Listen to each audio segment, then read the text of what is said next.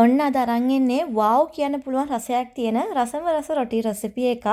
මේ රොටි ඔයාට විනාඩි 30ක් වගේ පොඩි කාලයක් ඇතුළත පාන් පිටි ගෙදර තියෙනවා නම් ටක් ගාලා හදා ගන්න පුළුවන්. ඉතින් මේකේ ෆිලින් එක විදිහට මම සැමන් තමයි එකතු කරලා තියෙන්නේ. අනිවාර්යයෙන්ම ඔයාලා මේක හැදුවොත් එහෙම එක දිගට try කරනවා. ඒ තරම් රසයි. ඒ වගේම තමයි ඉක්මනින් හදා ගන්න පුළුවන්. අඩු වියදමකින් හදා ගන්න පුළුවන් රොටි එකක් තමයි මේ තියෙන්නේ. බලමු මම කොහොමද ඒක හදාගත්තේ කියලා. මුලින්ම මම මෙතන පාන් පිටි ග්‍රෑම් 250ක් වගේ එකතු කරගෙන අවශ්‍ය ප්‍රමාණයට ලුණු එකතු කරගන්නවා. ඊට පස්සේ මම තෙල් වලින් මේ සැහැන්දක් එකතු කරගන්නවා. ඊට පස්සේ ඒ ටික හොඳට කලවම් කරලා අපි මේ රොටි එක හදාගන්න අවශ්‍ය කරන ඩෝ එක අනන්නේ උණු වතුරෙන්. සාමාන්‍යයෙන් අපිට ඇඟිල්ලක් දාන්න පුළුවන් රස්නයක් තියෙන උණු වතුර තමයි මේකට භාවිතා කරන්නේ. උණු වතුර ටික ටික එකතු කරගන්න ගමන් පිටි ටික මේ විදිහට මම ස්පැචුලා එකකින් කලවම් කරගන්නවා. වතුර ටික ඇති ප්‍රමාණයට එකතු කරගත්තට පස්සේ මම අතින් හොඳට මේ ඩෝ එක සොෆ්ට් ඩෝ එකක් වෙනකම් විනාඩි 5ක් විතර නීට් කරගන්නවා. විනාඩි 5ක් විතර නීට් කරගත්තට පස්සේ අතේ ඇලෙන්නේ නැති වෙන්න මෙන්න මේ විදිහට සොෆ්ට් ඩෝ එකක් අපිට හදා ගන්න පුළුවන්. ඊට පස්සේ මම ඒක රවුමක් විදිහට හදලා පිටි අනුපු භාජනෙින්ම තියලා වහලා විනාඩි 10ක් පැත්තකින් තියනවා. ඒ අතරතුර මම මේකට අවශ්‍ය කරන ෆිලින් එක හදා ගන්නවා. ඔයාලට කැමති ෆිලින් එකක් හදා ගන්න පුළුවන්. මම අද ලුණු ටිකක් වැඩිපුර එකතු කරලා සැමන් ටෙම්පරාදුවක් තමයි හදා ගන්න හදන්නේ.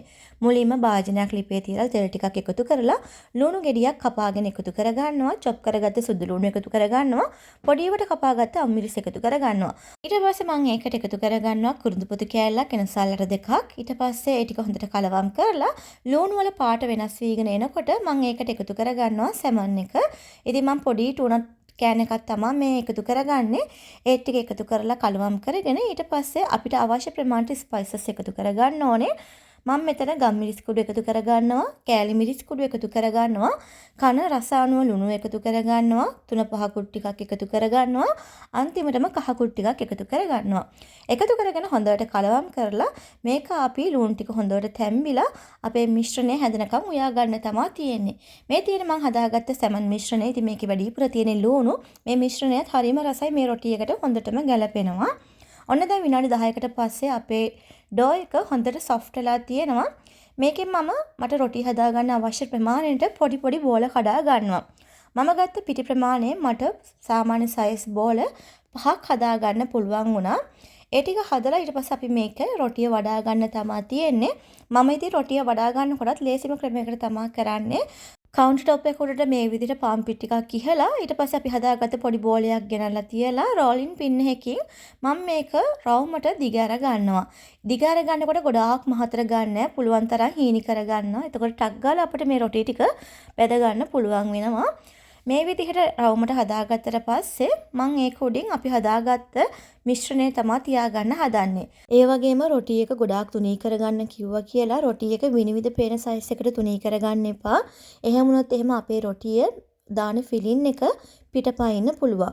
ඒක සාමාන්‍ය ගානට මේ පේන විදිහට තමයි තුනී කරගන්න ඕනේ. ඊට පස්සේ මම හදාගත්ත ෆිලින් එක තුනී කරගත්ත රොටිය මැදින් තියලා ඊට පස්සේ කොටු හැඩයට මේ විදිහට නමා ගන්නවා. ඒ නමාගත්ත රොටිය මම මේ විදිහට පරිස්සමට ආපහු ටිකක් තුනී කරගන්නවා ගානට හදා ගන්න. ඔය විදිහට තමයි මේ රොටිය මම හදාගන්නේ. ඉතින් නමන්න කරන්නත් හරිම ලේසි. ඔය විදිහට මම හදාගත්ත පිටිපෝල පහම තුනී කරලා ෆිලින් එක තියලා මේ විදිහට නමා ගන්නවා. දැන් අපිට කරන්න තියෙන්නේ මේ හදාගත්ත රොටි ටික පුච්ච ගන්න. මේක මම නිකම්ම කබලට දාලවත් එහෙම නැත්නම් ෆෑන් එකට දාලවත් පුච්ච ගන්නව නෙමෙයි. තෙල් ටිකක් පෑන් එකකට එකතු කරලා ඊට පස්සේ ඒ තෙල් උඩ තියලා තමයි මේක ටිකක් බැදෙන විදිහට රොටි ටික හදාගන්නේ. අඩු ගින්දරේ තියාගෙන දෙපැත්ත හරව රොටි ටික රන්වන් පාට වෙනකම්ම බැද ගන්නවා. ඔන්න දැන් මම රොටි ටික හදාගෙන ඉවරයි. මේ තියෙන අන්තිමටම හදාගත්ත රොටි එක. මේ රොටි එකේ විශේෂත්වය තමයි මේ රොටි එක අපි හදාගත්තට පස්සේ හරිම ක්‍රිස්පි ගතියට තමයි තියෙන්නේ. ඒ විතරක් නෙමෙයි ගොඩක් රස අඩු වියදමකින් අඩු වෙලාවකින් හදාගන්න පුළුවන් රෙසිපි එකක්. ඉතින් මේ රෙසිපි එක මමත් දැක්කේ YouTube එකෙන්. ඒක බලාගෙන තමයි මමත් මේ විදිහට හදාගත්තේ. එහෙනම් ඔයාලත් මේ රොටි එක හදලා ඒකේ රස බලන්නත් අමතක කරන්න එපා. මම නම් ඉතින් හොඳට කහට දාපු කිරිතේ එකක් එක්ක තමයි මේ රොටි කෑවේ. එහෙනම් ගිහින් එන්න අලුත් වීඩියෝ එකකින් ආපහු හම්බ වෙමු. බයි.